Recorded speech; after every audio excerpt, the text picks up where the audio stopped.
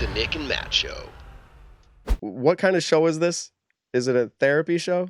Oh, yeah. I think it was with Hannah. We were talking about how this kind of eventually turns into a therapy where we ask the person on our show a million questions instead of talking about the topics that we think we're going to talk about. Because people don't know you for you. They know you as Dave Feldberg. And we actually did this when we were talking to Hannah. Like, there's Paul Macbeth, McBeast, and there's Paul Macbeth, like her husband.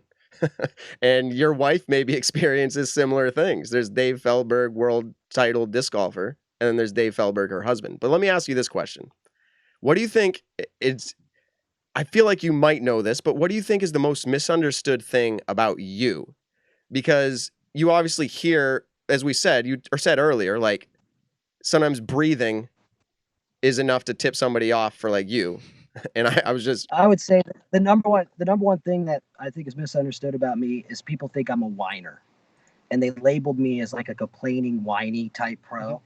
But there's a difference between complainers and action takers, right? And yeah, if me and my group didn't whine and then push to get on the board and change the sport and get the national tour going and get all these different rules, like rules test and dress codes and standards, then we wouldn't be where we are today. Mm-hmm. We needed to complain and whine back then because the standards were so poor that we were trying to be the first professionals playing disc golf. There was no professional standard. Yep. And so we came off as the touring guys all complain, but we weren't complaining. We just wanted to see the sport get to where it is today or close to where it's getting today. And we were just ahead of our curve. We wanted to be touring professionals and we wanted to play a professional game, and we couldn't get that every time. So we would point out, hey, that tee pad doesn't even have a mat, or the basket's broken, or you didn't mark the OB. How are we supposed to know where the line is? Stuff like that. And they'd be like, oh, that Feldberg's complaining about my course. He was at my course and said I didn't do it right. And I think that is a lot of the thing. And I think because of our opinion was so valued, since it was not always a positive opinion, they held on to the negatives, as society seems to do. And I think that is probably one of the most misunderstood. I wasn't complaining because I was upset. I was complaining because I wanted to see it get better. And then I took action for the last decade trying to make that happen. And I think, and that's the difference. Yeah. And I think where people would see the issue of that in my generation of disc golfers, you're one of the OGs, like when I got into the sport, like Matt was saying, who's Paul Macbeth?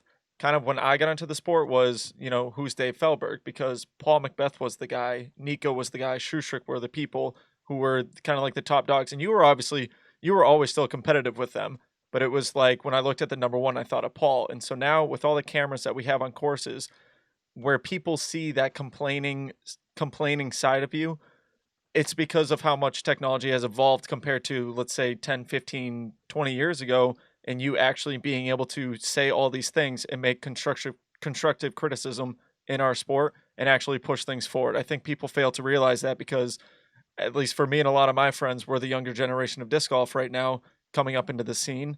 And it's kind of like, that's a bad rap that you potentially have for an awful reason. You know what I mean?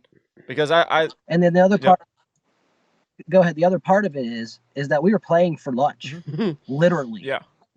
Right. These kids today are playing for contracts. It's a much different situation. We were literally having to write checks for our entry fee on Saturday that we couldn't back up, knowing we would cash on Sunday and going to the TD and saying, here, can we buy the check back? You don't want to waste your time going to the bank. But we knew there was no money in there. And that's how thin we were on making it. And I think that let's bring up Nico instead of just talking about me, because I heard you guys say Nico. People used to say, oh, Nico, he punches the ground. He gets so upset. The kid was paying for his little brother's food and his mother's rent. And, if he missed that putt, his family got less food, period. You know what I mean? That's a reality that people didn't say. And they'll say, well, you guys chose to do that. Right. But if we didn't choose to do that, we wouldn't be where we are today. No, exactly. And I think that's the thing. No one forced us to live off chicken sandwiches from McDonald's for 99 cents, but it's what had to be done to make it to the next That stop. Is an interesting, very interesting perspective. And again, on the Nick and Matt Show therapy session, that's it. I mean, perspective is everything. Thanks for tuning in to the Nick and Matt Show. Be sure to check us out on your favorite social platform and to subscribe on iTunes.